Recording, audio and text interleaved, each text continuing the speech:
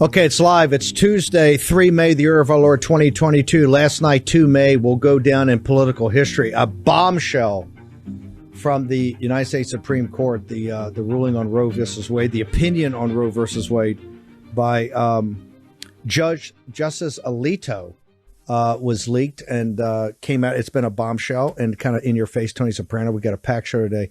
As soon as we get a slight technical problem worked out, we're going to go to Neil McCabe of the Star News Network. He's on the steps of the Supreme Court, and right now you should understand that.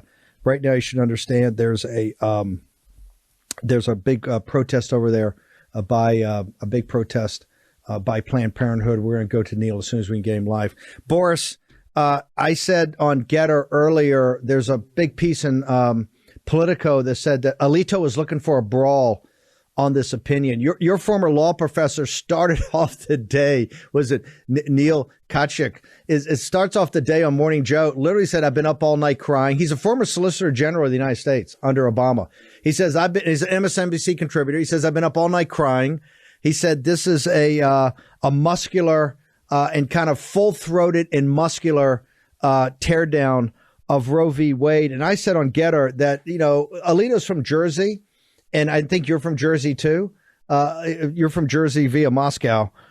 He went full Tony Soprano on Roe v. Wade. We got Phill Kline from the Thomas More Society. We got the great Tim Parlatore. They're going to join us. Boris, give us an assessment of what Alito did on the legal aspects, not the political right now, on the legal aspects of Roe v. Wade. Steve, first of all, Neil Katyal was my law school professor at Georgetown. Now, having said that, he was acting Solicitor General, never got the full job. Maybe it was the crying, I don't know. But with all due respect to Professor Katyal, there is no crying in constitutional law.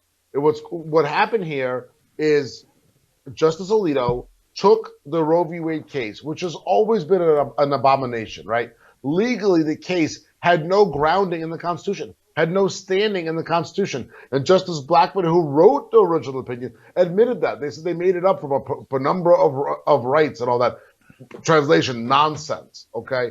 So, and Justice Alito went and broke that down and said that this has been deeply flawed from the beginning. He broke it down over 98 pages in that disgustingly leaked opinion, and made it very clear that this is what the court should have done a long time ago, and now only because of the presidency of Donald J. Trump, President Donald J. Trump appointing 3 actual conservative justices, not like fake conservative Roberts, the 3 conservative justices appointed to the court. Now, Roe v. Wade appears to be no more, in the words of Neil Katyal, and correct words, muscular opinion by Jersey born and bred Justice Alito.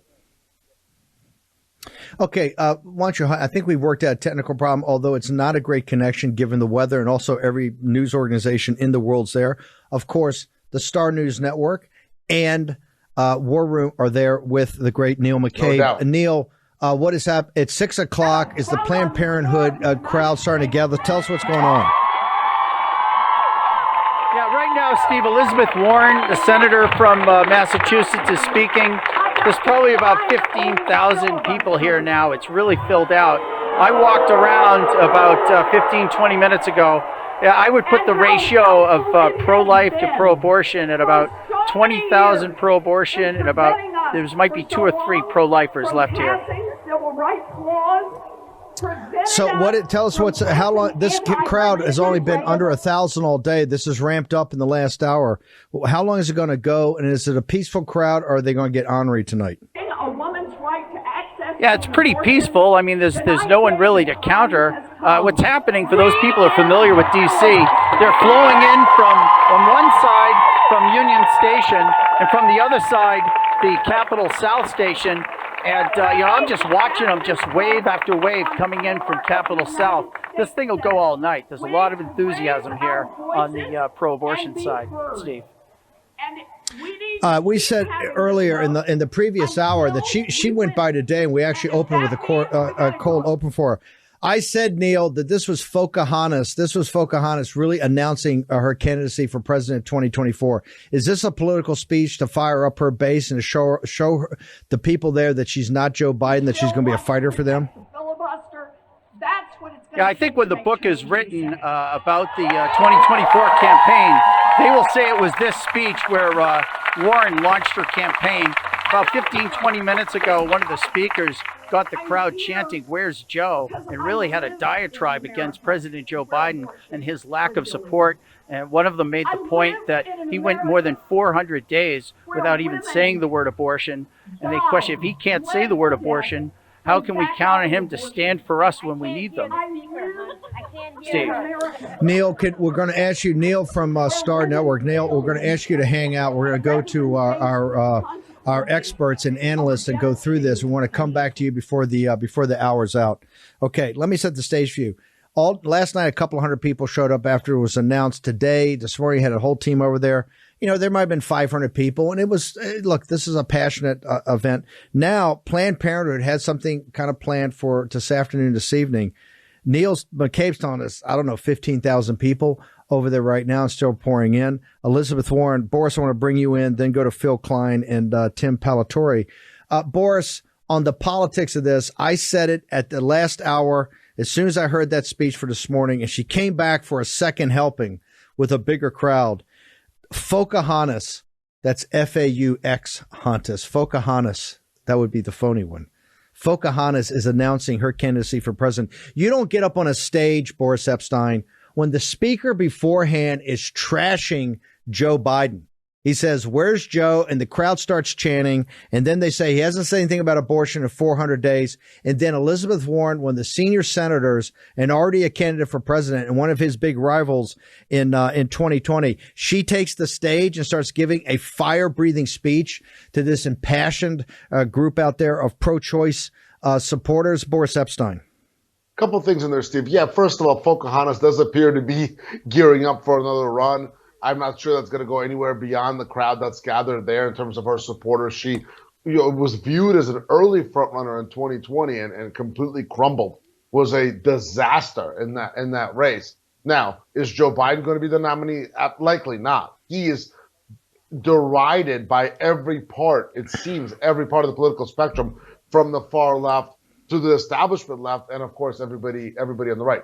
Here's the other part. Notice the parlance. Always signaling that noise for the audience and looking at the details.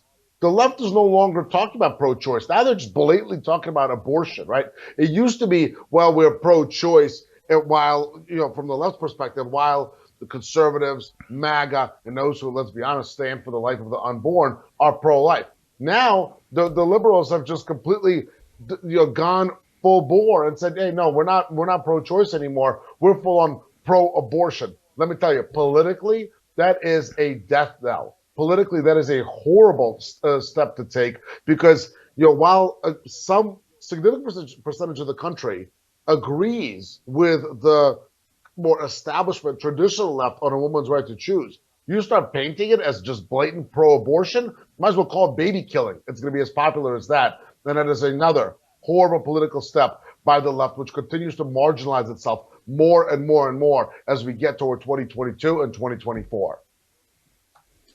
Okay, Boris, just hang there for a second. Let me Phill Kline. Phill, you've been fighting this fight for a long time, the Thomas More Society. You were absolutely instrumental, sir, in getting to the bottom of Zuckerbucks, but people don't realize you've been fighting the pro-life fight and fighting against these demons for many decades.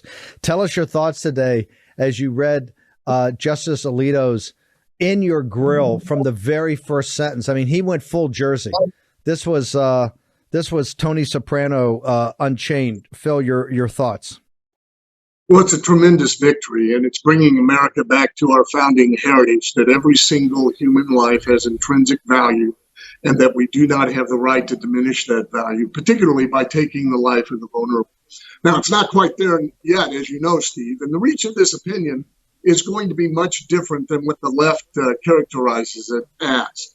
We're going to see the author of the Ministry of Truth engage in more disinformation over the next several months leading into the midterms than we've seen out of any fictional claim of Russian collusion or anything along those lines.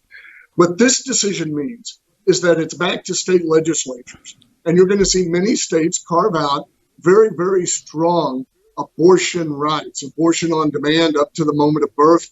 And some states are going to carve out legislation, some that's already passed, that will greatly restrict abortion.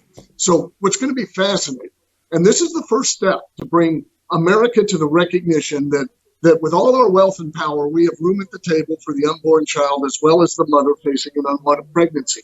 We can handle this as a nation, but you're going to see the left run to the extremes, and they're going to frighten people, and they're going to frighten people into making poor decisions. The concern is not going to be the health of the mother or the life of the unborn child. It's going to be winning an election. And we already see it with President Biden speaking about how this might put even in jeopardy decisions as it relates to marriage, decisions as it relates to how you raise your child. My goodness, the abortion falsehood is what is allowing the counselors in schools to take children away from their parents without informing the parents and lead them into medical decisions that they never should be involved in as children. Roe is a cancer that has eroded individual liberty, and this is a good first step to restore that liberty. Phill, answer this question for me. Why is the left? What's the internal logic that they can't open up to the fact that this is back in the center of Justice Alito's argument is that this is not legal. We got to take it out of the courts and get it back to the state legislatures closest to the people, and each state's got to decide. And we already, we had guests on this morning saying, "Hey, you can go to D.C. today, get an abortion, go to Maryland." Why can't they admit that? Why did they have to sit there? And Rachel Maddow, she got the crocodile tears coming down last night. She's sitting there. This is going to lead to women dying. This is going to lead to, back alley abortions. This is going to lead to all kind of disease and destruction. What is it that they can't admit what the truth is about the ruling and about what it basically lays out of a political process?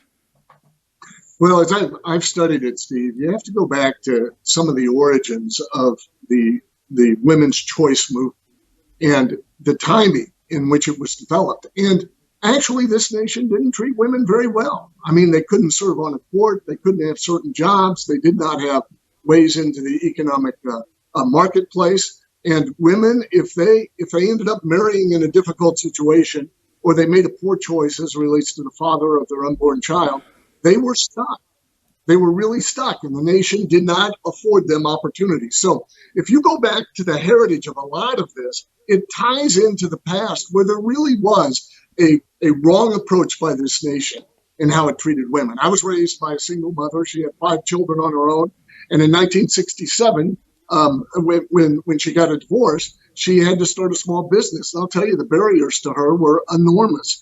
But we're past that now in America, and we never needed to promote women's equality, to promote the right to end the life of a child that they carry.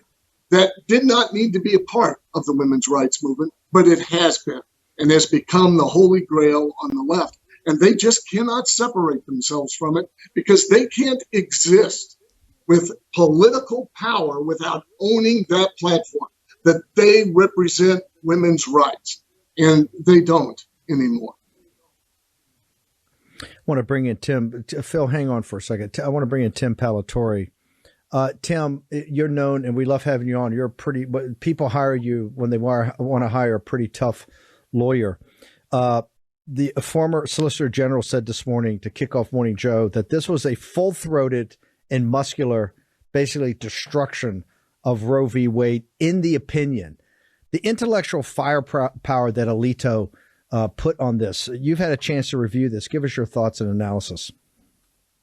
Well, I think it's an interesting document, and it'll be interesting to see if this is what the final version says, because really what he's doing is he's cutting into what are the actual fundamental constitutional rights and what are the so-called constitutional rights that people have tried to read into the Constitution that were never there. And I think that's really, when you strip away all the the politics from it and focus on the law, it really comes down to what's in the Constitution, what the legislature and the Constitutional Convention said, these are our fundamental rights. Those are the fundamental rights. And if it's not in there, then it's not a fundamental right. You can go ahead and pass another amendment if you want to create another fundamental right. But based on the document as it exists today, without having that type of a 2/3 majority, you can't do that. So Didn't he also that's explain what really to our audience? shown to me. Explain to our audience for a second, particularly folks that are not constitutional lawyers, how they had this kind of jerry-rigged process around the 14th Amendment, and he kind of went through and not just took the history of the issue, but then deconstructed the entire, what he saw was kind of a false facade of this Potemkin village of that got you to this. Tell us what impressed you about that. Well, this is the way that a lot of times when you're trying to go with that whole living, breathing Constitution theory, you take certain things as they're written and try to read new meanings into it and try and reinterpret things based on whatever goal you're trying to achieve. So in this case, whether there's a right to an abortion or not. But if you instead, strip away what you want to achieve and instead focus on what the language actually says. Is that a liberty? Is it one of these constitutional fundamental rights? It's just not there. It's not in the document. It could be if you want to go through the process of creating an amendment, but it's not there. Tim, before I let you go, we had you on a day talk about Roe v. Wade, but our favorite topic with you is Karl Rove. Any updates? Any updates on this on this debacle in Missouri? No, at this point, the allegations against Eric Greitens are pretty much debunked, and now it's just a matter of going through the funeral process of finally burying the allegations. Very good. Well, we look forward to having Commander Greitens back on. No, you've done a great job out there. Tim, are you on social media, or are you still just a tough lawyer that stays away from social media? No, we do have a social media account. We don't really address as much in the political sphere there as we do helping small businesses. But Parlatore Law Group is the name of the firm, and we have Parlatore Law Group on Instagram, on Twitter, and also on Facebook. Tim, thank you very much for joining us here for our conversation today. All right, thank you for having me. Before I go back to Phill Kline, let me bring Boris back in here. Boris, and I got to tell you, I want everybody in the audience, Captain Bannon's put it out there, but tonight it's 98 pages long. Right. But here's the amazing thing. You don't even have to be a constitutional lawyer to understand the flow of it. It's a fascinating document.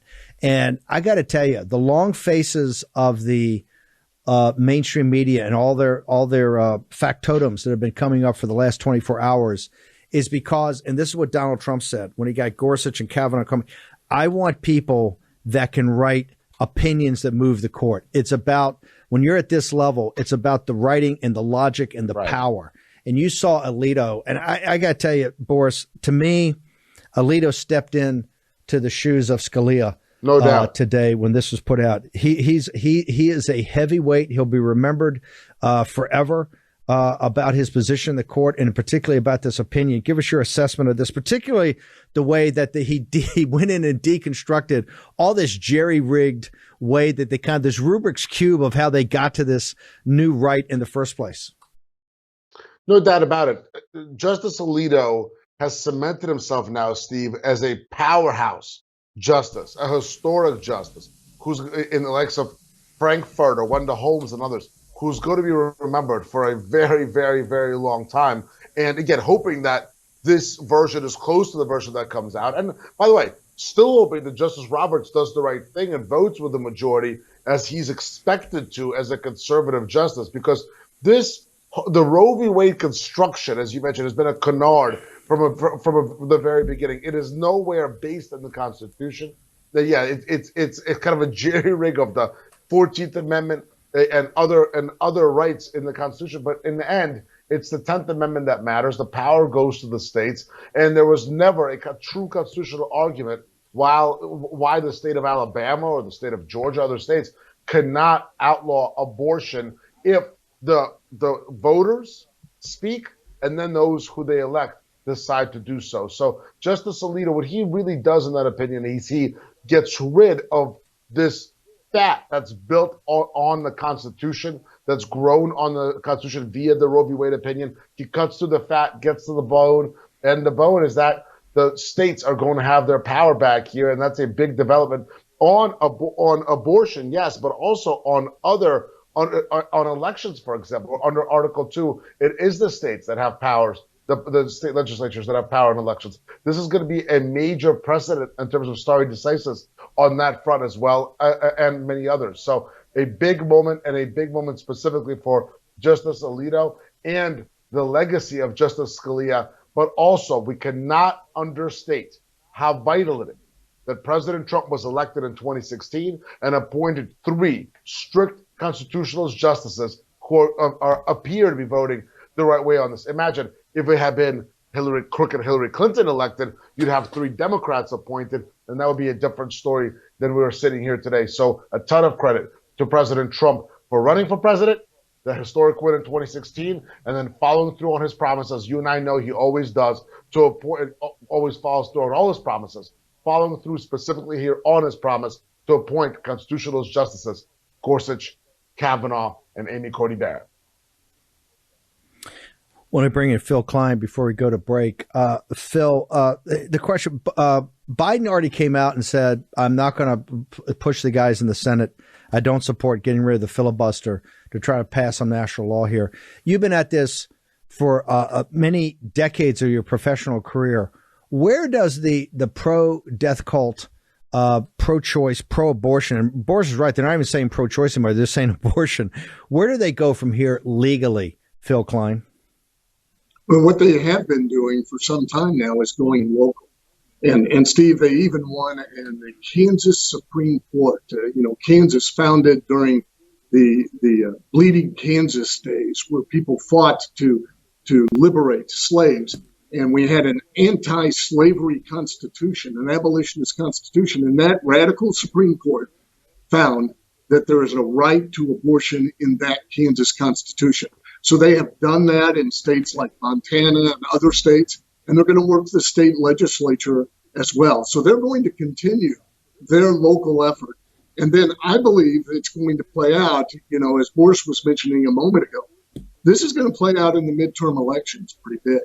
And they are targeting right now to strengthen their hand in Congress. And they're trying to do the same thing that they did in 2020, just through a different mechanism of the flow of funds to nonprofits, so that they can turn these swing states into Biden turnout centers illegally, I would say, in violation of the law. They're trying to do that again in the 2022 and 2024 elections now to try to change the Supreme Court, because there's going to be some additional changes on that court. So I don't think you're going to see court packing come up again, but it could come up again after the midterm elections. Real quickly, Phill, you were the leader, and we had you on many in the darkest days of the steal of the big steal of 3 November. Everybody wants to know, where do you stand with your cases? You're the first guy really to identify Zuckerbucks. Where do we stand with all this? Well, I think we're very close to being able to demonstrate from documents directly from the nonprofits that the intent was illegal. The intent, which we have to prove circumstantially, Steve, as you know, because what they claim is, oh my gosh, we were just helping people be safe. But no, the internal documents and all of those, that information indicates they were there to help Biden win the election. And I think that has become pretty clear now, and the truth will continue to come out. Phill, do you think in places like Wisconsin we'll ever get grand juries? And first off, I know to the decertification, let's leave that for a second, but for the acts that were done by the Zuckerberg apparatus, do you believe, in your professional opinion, we'll ever see the day when a grand jury comes back and indicts the people criminally that were involved in this? Well, I think there's a possibility. And the key right now is trying to link up the coordination amongst several states and the flow of money. And now you have, besides us, a lot of different people looking at that and expressing concern. You have now Roethlisberger, who appears to suddenly have awakened during a Republican primary in Georgia, who says, my gosh, we got to follow the money as it relates to the ballot harvesting. Well, absolutely you do. And the same thing happened in Pennsylvania, in Michigan, and all of these core swing states where there were Zucker boxes and Zucker dollars. So there's enough eyes on that I believe that there's a good chance that over time, Steve, and these things take time. Unfortunately, our laws weren't designed to get at the truth. As you know, the legislatures weren't even meeting during this time period in which this evidence came forward, and during the time period in which the election had to be certified. That needs to change. We need an engaged legislature because they have the authority. But I do believe over time the truth will win out here. Phill Kline, how do people get to you on social media? How do they get to your site? Hashtag Phill D Kline. That's PHILLD, like David, KLINE, and then AmericanVotersAlliance.org or AmistadProject.org. Phill Kline, you're a patriot and a warrior. Thank you for all your effort, all the years fighting for the pro-life movement, and then particularly to get to the bottom of 3 November. Thank you very much, sir. Well, thank you. Okay. Short commercial break. We're in turn. Boris, we're going to talk about Ohio. There are big things happening. This is absolutely vital to the Trump movement, to MAGA, to President Trump. We're going to talk about J.D. Vance. We're also going to go to Georgia. We got the Georgia Star from the Star News Network report on Raffensperger and what he's been saying in the debate about all this, about ballot harvesting. Okay, short commercial break. Boris Epshteyn and myself will return. I'm going to have some prize. Some of the reporters of the Star News Network will join us in a moment.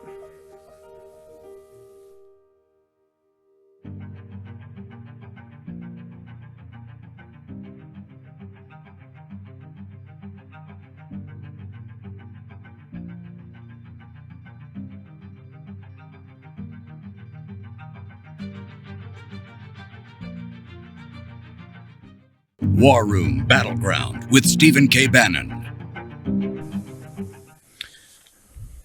Okay, welcome back. We're going to go live out to in front of the Supreme Court. There's approximately, we think, 15,000 people there right now. They're pouring in from Union Station. They're pouring in from all over. Let's go to Star News Network's chief political editor, Neil McCabe. He's out there in front of the Supreme Court. Neil, tell us what's going on. Yeah, the new development, Steve, is that there's a group of about 15, 20 pro-life demonstrators. They're like the Light Brigade going into the Valley of Death right now. They're being surrounded. They're being chanted. There's a guy with a bullhorn saying abortion's murder. And the people on this side of the barricades, they aren't even paying attention to the speakers anymore. And it's starting to get rough. There's pots and pans. There's horns. And now I'm seeing the Supreme Court police officers. I'm seeing the plainclothes police officers from the Supreme Court are now coming out. It's getting kind of serious, and I'm trying to see them, but it's being blocked by all the signs. I'll tell you, there's a tremendous commotion, Steve. Made a big mistake. You need to send a white. We are live watching the Supreme Court. There's been there's a demonstration going on right now. You can see it right there. Let me bring in, we're going to cut Neil's mic. We're going to come back to a second. We're bringing Boris Epshteyn. If we can still, that footage is unbelievable. Brought to you by the Star News Network. Boris, Pocahontas went up there. She gave a fire-breathing speech, kind of hysterical this morning, but she came back tonight. It was like William Jennings Bryan. She's throwing down hard. And right before she went on, there was a speaker that came up and completely trashed Joe Biden. Boris, put it in perspective. What does that mean? It means that Joe Biden's got no friends left. He has no friends on the left. He has no friends, obviously, in the middle. He's got no friends on the right. And if you look at these pictures, this is what today's left is. You know, this woman's all over the reporter. They're out there, and it's getting hotter and hotter and hotter. This is the fringe of the left that you're going to see out there today, and there's a lot of potential for this to get very unruly over there at the Supreme Court. It's obviously an organized event, as he said, that people are pouring in from Union Station. And hey, I guess that some liberals want to be on War Room now too. So maybe, they want to be famous. Maybe they want to join the War Room posse. But the truth is, Steve, that it's been accepted, right? Generally accepted. This is where the court was going to be heading. And the fact that Justice Alito, Justice Thomas, Gorsuch, Kavanaugh, and Amy Coney Barrett have been courageous enough to do the right thing speaks volumes. You know what? Hang over a second. Does a lot too.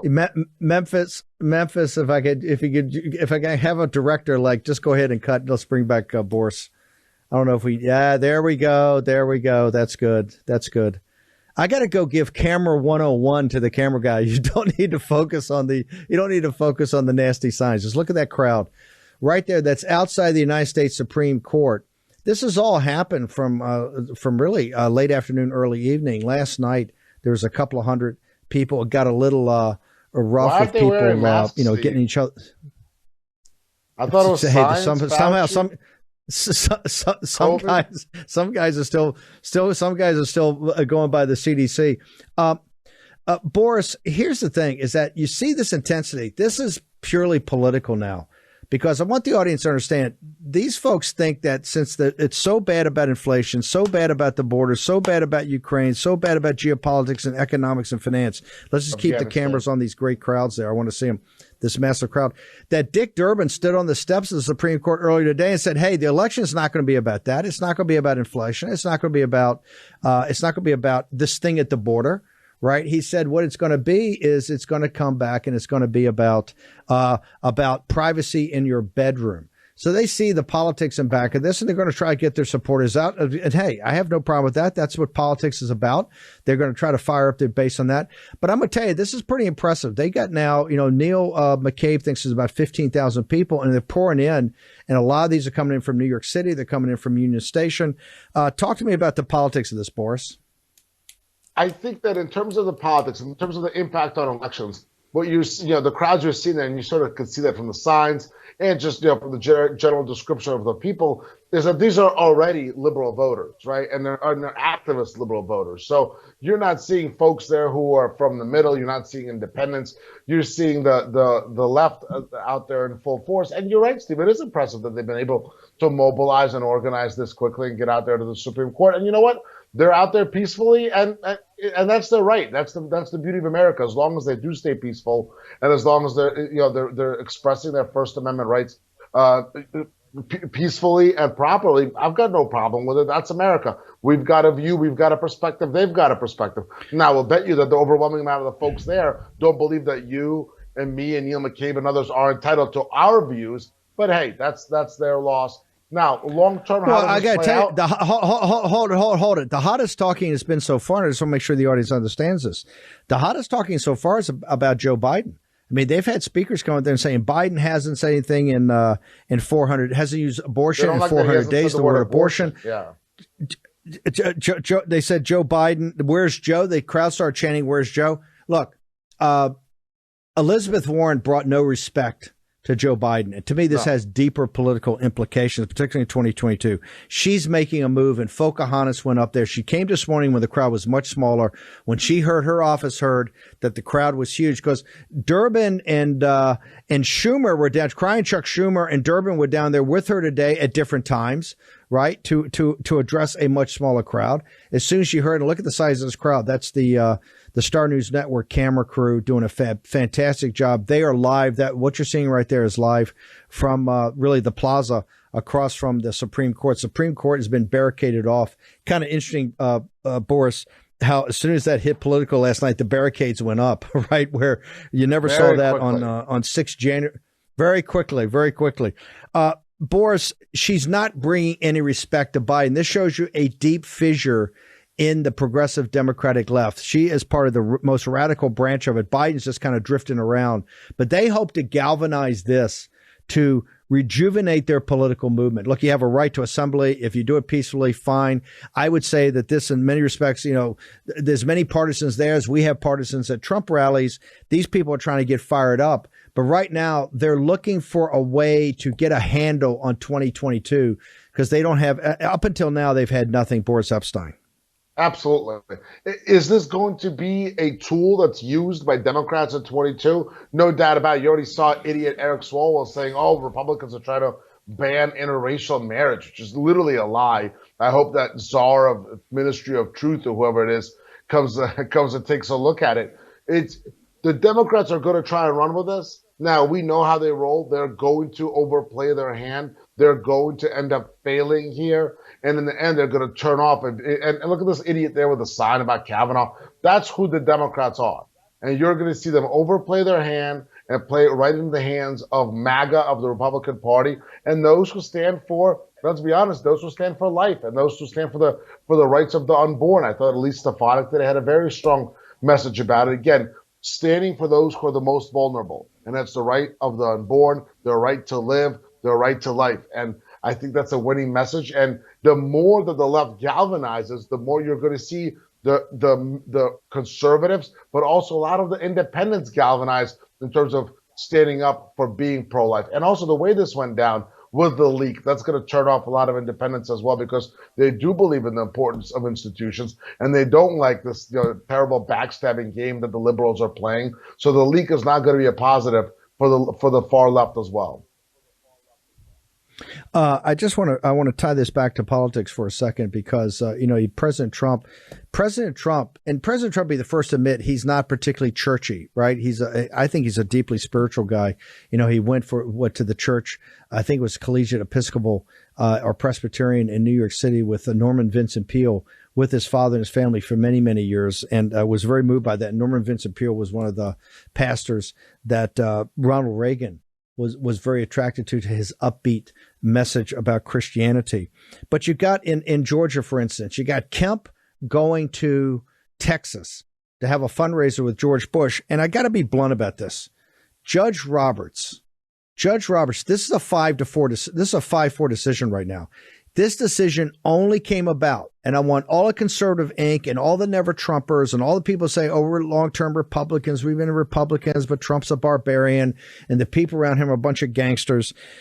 This came about, Boris, because he selected and took his time and selected 3 justices that would stand in the breach and make sure they did the right thing here. What is it about?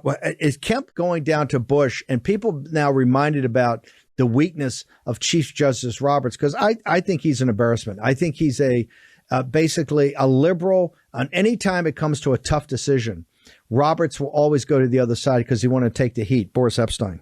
No doubt about it. He did that on Obamacare. He did that on the census. No, Roberts, he did that on on politics of redistricting.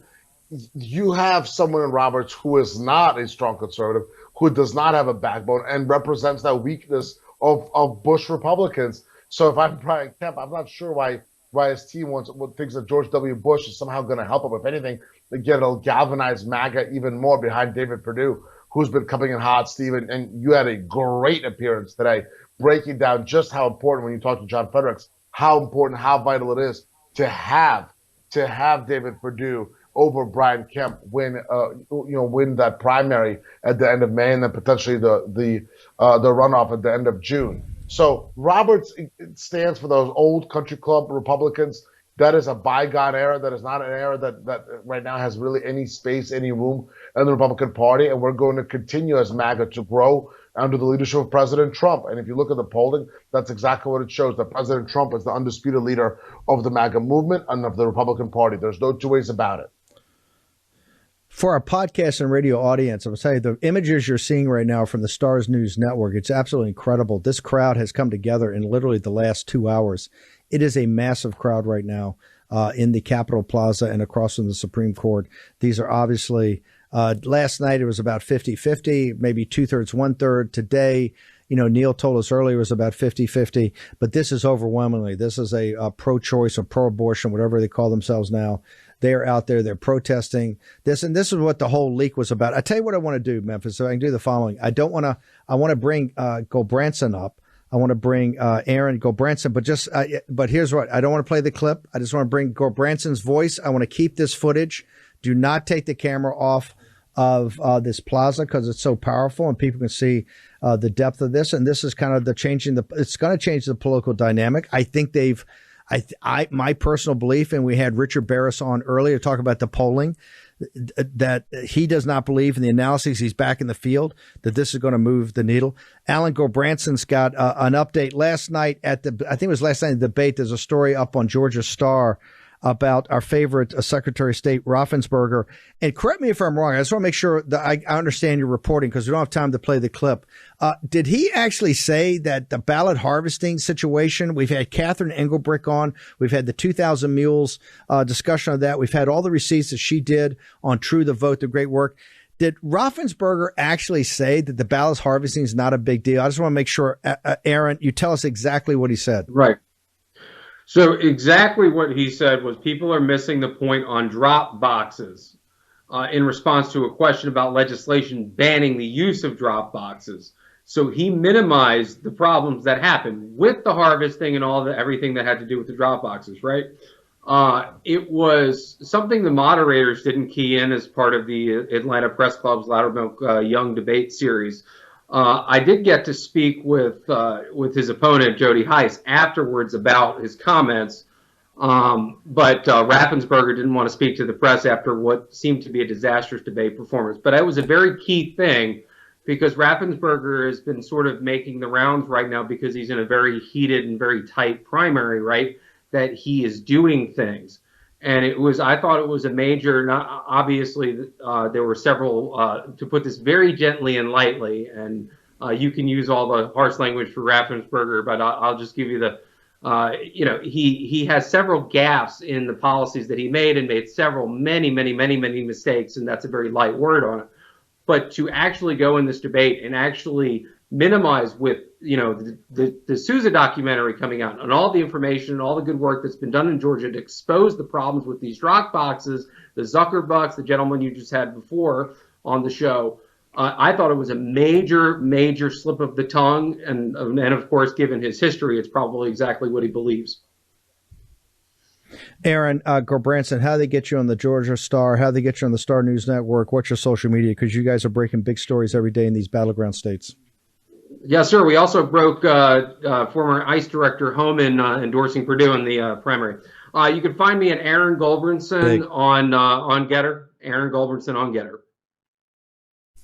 Aaron, thank you very much for joining us. Boris, your thoughts. I want to spend a minute or two in Georgia. By the way, you're seeing everybody that has a chance to watch this on TV or streaming. You're seeing an immense crowd that is formed now outside the Supreme Court. These are people that are not happy about the in-your-face draft opinion of Justice Alito about Roe v. Wade. We're going to be doing wall-to-wall coverage of this in the next couple of days. Major political dynamic has now been added to 2022. We knew this was coming. We thought it was coming at the end of June, July, but the left leaked this on purpose. Real quickly, Boris, Jody Heiss and particularly with the 2,000 Mules coming out, Catherine Engelbrecht, all the information and data and the receipts on the drop boxes. How can a guy like Raffensperger goes, you missed the point about drop boxes, right? When the whole thing should be shut down. Boris Epshteyn. Raffensperger is obviously spinning. He knows that Brian Kemp, Carr, that they mistreated the American people, and specifically the people of the great state of Georgia. He knows that they did wrong by the people of Georgia, that they colluded effectively with Stacey Abrams in that consent decree, and they did nothing to protect the 2020 election from being stolen, and then did nothing once it was stolen to cure and right that wrong. So now Raffensperger is trying to save his political life. I'm not sure it's going to work for him because it is so transparent. It's so transparent that Kemp, Raffensperger, and others in Georgia, the establishment, again, this all goes back to the same country club, Roberts-like bushy Republicans who have done nothing to stand for the strength of MAGA, to stand for election integrity, and to solve some of the biggest problems in our country, including the ability of Democrats to steal elections like they did in 2020. Let me be loud and clear. 2020 in Georgia, Arizona, Nevada, Michigan, Wisconsin, and Pennsylvania, and other states was rigged and stolen for President Trump. Joe Biden is an illegitimate president. And that's why you see even the left deride him and disrespect him so blatantly and so loudly because they know he's illegitimate. These are the steps of the Supreme Court. You see this massive crowd out there. This is the work of the camera crew of Neil McCabe and Real Star of the Star News Network. Real quickly, got about 3 minutes. I'm hearing reports out of Ohio. Looks like J.D. Vance, with all the hard work he's done, looks like may have some traction here. I'm hearing that it could be J.D. Vance at 30 plus, Timken at around 8, and the other guy splitting about 60% of the vote. What are you hearing? Because our worry was 75% MAGA vote, but Dolan would slip in. I know you've got your ear to the ground in great context, Boris. You got about 3 minutes. Walk us through what you're hearing in Ohio. I'm hearing that J.D. Vance is surging and that he's gone from effectively being at 7-8% before President Trump's endorsement to now looking at a win where he gets about 30%. So J.D. Vance, somebody whose campaign, let's be honest, was middling at best before President Trump came in with his endorsement, now does appear, now nothing's final, I'm not saying this is done, there's not a projection, but does appear poised to win in Ohio, again proving the unbelievable, overwhelming strength of MAGA under the leadership of President Trump. as we go forward into 2022 and 2024. And this is going to be if this holds, this is going to be a very sad day, sad 24 hours for the mainstream media, from the news that broke last night on Roe v. Wade being struck down to something happening that literally the mainstream media, Stephen, this is so important for the War Room Posse, always signal not noise. They'd rather anybody than J.D. Vance right now because they are so hungry. The mainstream media and the left and Rhino Republicans are so desperate to show any weakness in President Trump's armor, and it does not appear they're going to get that chance today because President Trump and MAGA are coming in hot in Ohio.